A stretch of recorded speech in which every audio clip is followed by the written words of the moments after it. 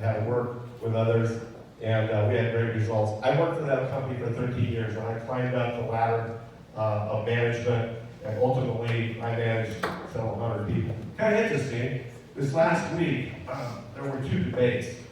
I wish every one of you could have been at those debates. One was in the East Valley, about 400 people showed up, and all 4 candidates that Bob talked about were there. And then on Saturday, the Center for Arizona Policy put on a debate. About 750 people showed up, and they live streamed it. And Hugh Hewitt was the moderator along with Kathy Herron. I so wish you could have been there, because the difference between the candidates and the knowledge and the ability to actually talk about things that are important in people's lives was voluminous. I wish you could have seen it. Please, if you haven't, and you're able to see it on YouTube, watch that debate, you'll see what I mean. One of the candidates actually said, Hugh Hewitt asked the question, you're going to be managing 50,000 employees at the state of Arizona as governor. What's the most number of employees any of you have ever managed? And I said, well, several hundred, and the other candidates answered. One of the candidates said, it doesn't matter if you don't have any management expertise. Are you kidding me? Oh, I think you might be able to guess. But the fact is, yes, and of course, and then she said that Ronald Reagan never had any management experience. Wait a minute, he was the president of the Screen Actors Guild, one of the most powerful organizations in the whole country. He didn't have any management experience? That's not accurate. The fact is, if you're going to be able to manage this big entity called the Arizona State Government, $14 billion to run every year, you darn well better know how to manage something.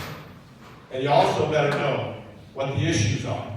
Because if you don't, and if you don't know how to get conservative issues in place, then what good are you? The fact is, you've got to have somebody that understands. So, my background, after I served 13 years, worked 13 years for Mountain Bell, I ran for the state senate. Some of the accomplishments. How many of you like charter schools? Okay, I was the original sponsor of that bill. We were one of the first in the country to put forward charter schools. I sponsored that bill. How many of you like the idea that you can carry a concealed weapon in Arizona? Oh, yeah. That was my bill too. And then also, we created a novel approach called workfare. And that means that people who are on public assistance, they don't get something for nothing. They actually have to give something back. And I was a sponsor of that legislation too.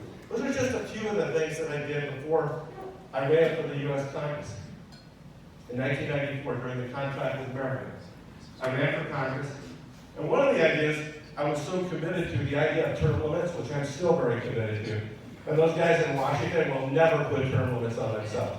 That's why we need an Article 5 convention, so that we can pass the liberty amendments that have been talked about, like a balanced budget amendment, term limits, line item veto. And then Ron DeSantis and I, one of my best friends in the Congress, we sponsored a bill that said that Congress, it was an amendment that said that Congress actually has to live under the same laws it passes on everybody else.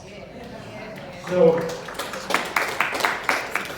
on the term limits thing, I signed a term limit pledge that I would only serve 3 terms and come home. But I wasn't alone in doing that. There were 100 people elected that year that signed term limit pledges. This is MAAP When it came time to pay the It's a little piper, brief. only 5 of Full us out of video is 100 in coming the to whole you country kept next our word and came couple home. days. I won my last MAAP election with real over talk show. 65% of the vote. I could have stayed. I could have lied like other politicians.